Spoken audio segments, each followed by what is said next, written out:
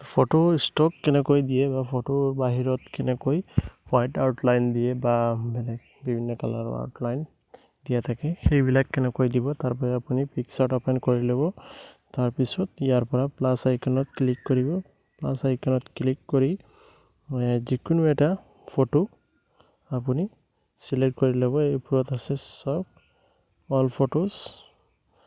ইয়াৰ পৰা মই এটা ফটো সিলেক্ট কৰি লৈছোঁ। এই ফটোটোক ক্লিক কৰি লৈছোঁ, সিলেক্ট কৰি লৈছোঁ। তাৰপিছত আপুনি যাব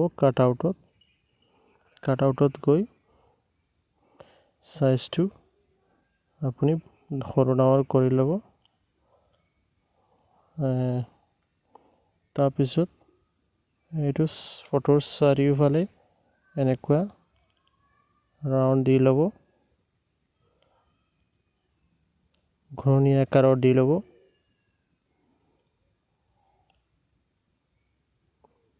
এইটো চাওক। তাৰপিছত মই এইটো চাইড দি লৈছোঁ। পিকচাৰটোত অতি সহজতে আপুনি কৰিব পাৰিব। এতিয়া তলপিনে দি লৈছোঁ।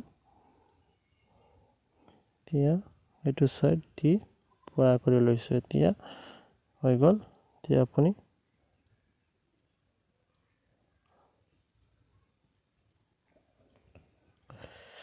এতিয়া যিখিনি বাকী আছে সেইখিনি ইৰেজাৰ দি মিঠাই ল'ব পাৰে, মুচি ল'ব পাৰে। এইচব হাৰ্ডনেছটো ডাঙৰ কৰি দিছোঁ।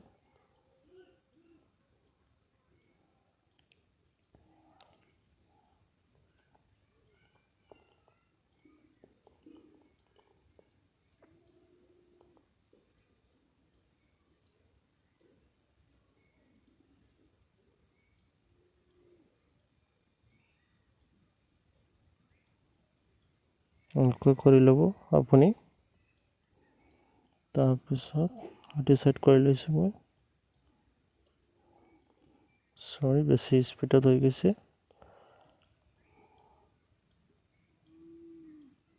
মই ভিডিঅ'টো অলপ পেজ কৰি দিছোঁ। এতিয়া চাওক আমাৰ হোৱাইট বেকগ্ৰাউণ্ডটো গুচি গৈছে। এতিয়া ছেভত ক্লিক কৰি ল'ব। আপুনি চালে এতিয়া চাওক, এতিয়া বেকগ্ৰাউণ্ডটো ব্লেক হৈ গৈছে। এতিয়া হৈ আছোঁ।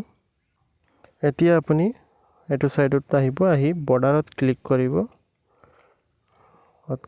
এই বৰ্ডাৰত ক্লিক কৰিব। বৰ্ডাৰত ক্লিক কৰিলে চাওক অট'মেটিক হোৱাইট বেকগ্ৰাউণ্ড আহি গৈছে।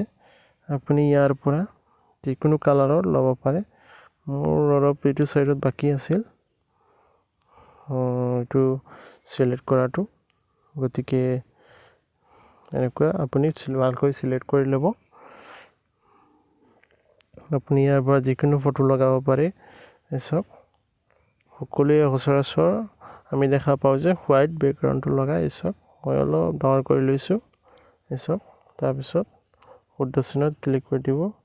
তাৰপিছত ড্ৰত ক্লিক কৰিব। ড্ৰত ক্লিক কৰি তিনিটা ডটত ক্লিক কৰি ছেভ ইমেজত ক্লিক কৰি দিব। এনেকুৱা হৈ গ'ল। ষ্টক, ইয়াক ষ্টক বুলি কয়। এনেকুৱা আপুনি ষ্টক দিব পাৰিব যিকোনো ফটোত। গতিকে আজিলৈ ইমানেই। ভিডিঅ'টো চোৱাৰ বাবে অশেষ ধন্যবাদ। অনুগ্ৰহ কৰি মোৰ চেনেলটো ছাবস্ক্ৰাইব কৰিব আৰু ভিডিঅ'টো যদি চাই ভাল পায় ভিডিঅ'টোত লাইক কৰিব। ভিডিঅ'টো আহিছোঁ। ধন্যবাদ। জয় অসম।